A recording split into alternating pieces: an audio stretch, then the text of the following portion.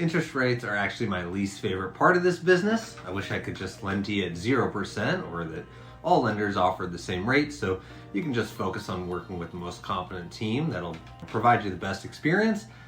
It would make sense for rates to be the same since almost all lenders are getting their money from the same place, lending to the same people, and then selling the loans to the same places. And I have a whole video on this page that explains that. But unfortunately, banks are businesses, so they have to try to offer competitive rates while still turning a profit. And because of that, if I were getting a mortgage, the first thing I'd do is look at rates. And that's just human. We're trained to compare prices, especially when we're talking about something as big as a home.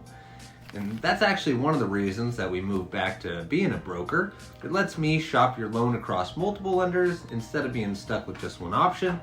And my goal is always to get you the best deal available for your situation. My livelihood is based off referrals, and that's more likely if I provide you with the best deal or a great rate. And you can see our over 500 five-star reviews that show I do that. But here's where it gets a little tricky. Just like in any industry, there's almost always someone out there willing to do it cheaper. That doesn't automatically mean that anyone's overcharging, but it does just mean that different companies have different business models, overhead, and margins.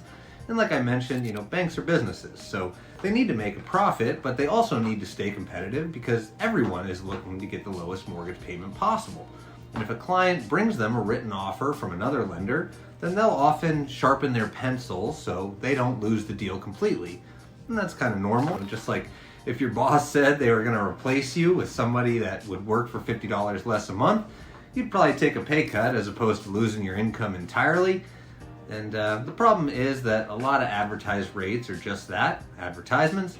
A lot of times they're based on perfect scenarios that almost never really exist, or they include things like discount points, fees, or assumptions that don't show up until later. That's why you hear a lot of times people complain about bait and switch.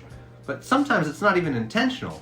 Some loan officers genuinely don't understand the full structure of what they're quoting, and other times things are left out because it helps the number look better up front, which is again why loan officers get a bad rap.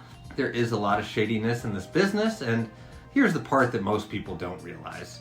The lowest rate is very often the most expensive option once you factor in things like fees, timing, stress, or even a deal falling apart. It's kind of like shopping online. You could buy something for the lowest price you can find, but if you've ever bought something on Temu, you've probably learned that the cheapest option isn't always the best one. And there's a reason you'd trust Amazon or Target over Alibaba.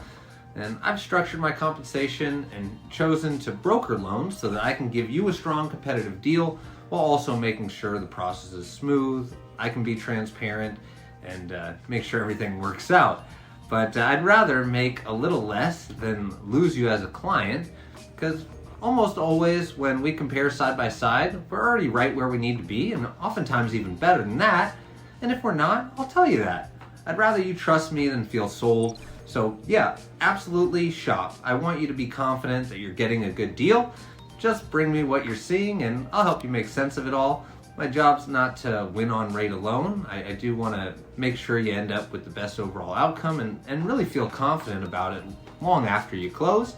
And I've put together systems, processes, and built partnerships to save you money and help you grow it, even if someone's offering to save you, 0.125% or 0.25% on the rate. But I still offer to meet or beat a rate if it's possible to do so without losing money.